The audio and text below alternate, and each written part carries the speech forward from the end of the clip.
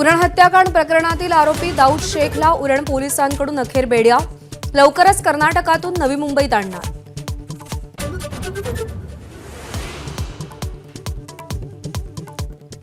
मिलिंद मोरे मृत्यू प्रकरणी विरारमधील 7C resort जमीनदोस्त, पहाटे 3 वाजेपर्यंत तोडकाम सुरू होतं।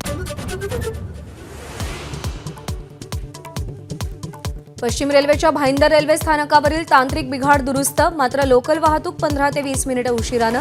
विरार स्थानकात प्रवाशांची मोठी गर्दी।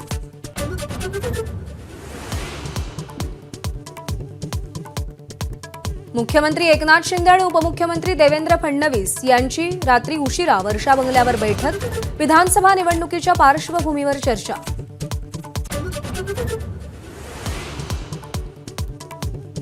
मुख्यमंत्री शिंदे आणि उद्योजक गौतम अदानी यांची रात्री वर्षा बंगल्यावर भेट, बैठकीत धारावी पुनर्विकासावर चर्चा झाल्याची माहिती।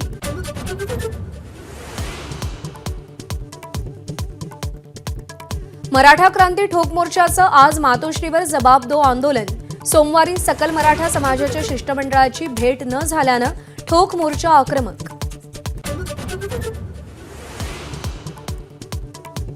विविध योजनांच्या जाहिरातींवर सरकार 270 कोटी 5 लाख रुपये खर्च करणार, महायुती सरकारचा शासन निर्णय जारी, खर्च लाडक्या खुर्चीसाठी, विजय वडेट्टीवार यांची टीका।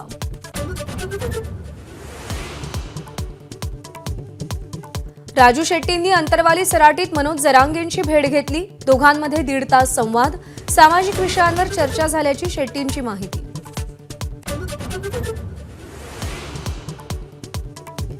मसुरीतील प्रशिक्षण केंद्रात हजर न झाल्यानं IAS पूजा खेडकरांना कार्मिक विभागाची नोटीस, 2 ऑगस्टपर्यंत उत्तर सादर करण्याचे निर्देश।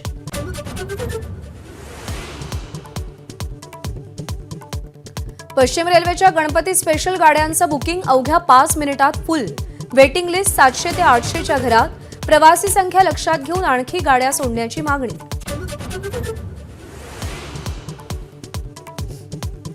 मुसळधार पावसामुळे केरळच्या वायनाडमध्ये भूस्खलन, शेकडो नागरिक ढिगाऱ्याखाली अडकल्याची शक्यता, विरोधी पक्षनेते राहुल गांधींकडून शोक व्यक्त।